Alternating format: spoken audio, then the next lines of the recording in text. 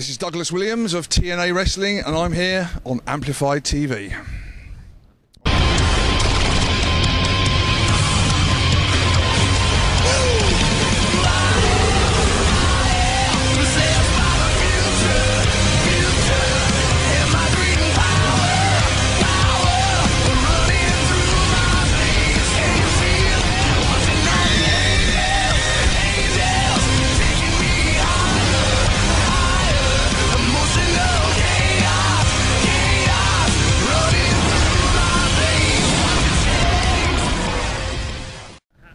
How's the tour been so It's been fun, but it's also been exhausting. There's been a lot of travelling, but we've played in front of some great crowds, and we've had great matches every night. So for me, it's been fine. You know, I'm still injury free.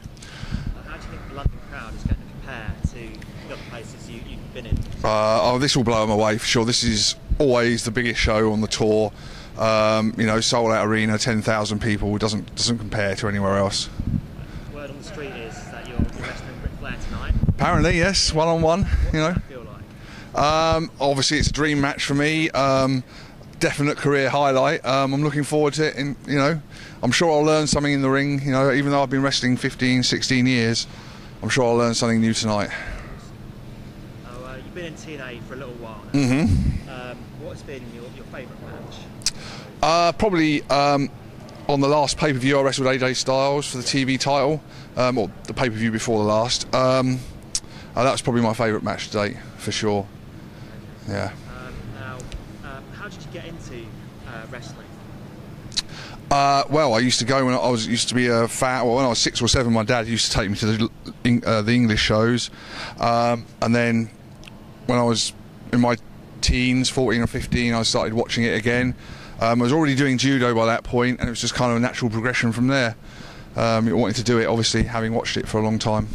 What is the training process like? Well, it's pretty different nowadays to when I first started. I went to a gym, but the gym's very hard to find when I first started. Wrestling was very much still a closed shop. I went and learned the basics, and then alongside that, I'd go to shows, help put up the ring, and do a little bit before the matches with the pros that are on the shows. Nowadays, you pay and you go to a gym and you learn for a couple of months, and then you start working matches. You start wrestling. Yeah. So it's a little easier nowadays, I think. Well, there are some wrestling schools in the UK. Sure. Now, what do you think of them in general? There's probably one or two that are decent, and then you'll get you'll learn the skills you need to learn in order to be a successful professional. But unfortunately, a lot of them are just open for people trying to make a quick buck, quick money. Yeah, you've got to be very, very selective. Get as many references as you can if you want to be a wrestler. You know, for a good school. Say people want to make it to TNA or Mm-hmm. WWE. Yeah. What would you say is the best way of going about it? Do you have to know people in the companies and try and get you a job there? How would you go? Contacts definitely help, but I think if you make some sort of name for yourself on the domestic scene, on the UK circuit, you do a lot of shows. Obviously, the UK scouts that these companies have will pick you up and put you head you in the right direction for those kind of things. It's difficult. It is very difficult, but I say it's exposure, getting your name out there, getting you seen by the right person. Okay. That's the only way. You're wrestling Flair tonight. Yep. Apart from that, what would be your dream wrestling match? Definitely against Kurt Angle, I think. Yeah. We did a short one on TV, 5 minutes. Yeah. I'd like a pay-per-view match. That'd be great. You know, good 20 minutes or so. I'm sure I could take him to the limit. Brilliant. Mm-hmm. Now we're a music news website. Okay. What have you got on your iPod currently at the moment? What you listening Oh to? well, unfortunately, I travel so much, so it's really difficult for me to keep up with current scene, and I tend to stick to what I know, which is 90s rock bands. You know, Pearl Jam. I've got Metallica. I've got a little bit more contemporary, some Green Day and Blink 182. That sort of kind of rock I listen to a lot of. You know, but I do like quite a lot of the dance stuff at the moment that's coming out. It's very difficult. As I said, I'm on the road so much. Yeah. Try and keep up to the current trends is very difficult. You know. Yeah. But if I hear a song I like it, I'll download it. You know. You said you're on the road a lot. Sure. Have you had any crazy fan experiences that you're willing to share with us? Crazy fan experiences.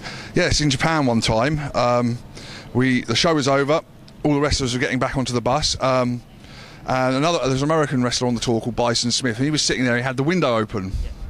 So a fan come along, jumped up and grabbed onto the side of the coach, you know, hanging on the window like this. Oh, Bison, Bison. There's a Japanese wrestler sitting in front of Bison. He opened his window, reached out and punched the fan off the bus. You see this fan. All I could see from my vantage point was the window, and then the fan's head, and then his fist come and smacked this fan inside, and he fell down. And Bison was shot like that, but that's the way the Japanese seem to treat their fans over there, you know. Yeah. But that's probably quite a craziest one I've seen. Have you got any being on tour is much like a rock and roll concert? I mean, a little bit. Sure. Have you got any funny tour stories you're willing to share with us? I don't know really. This tour has been pretty quiet in terms of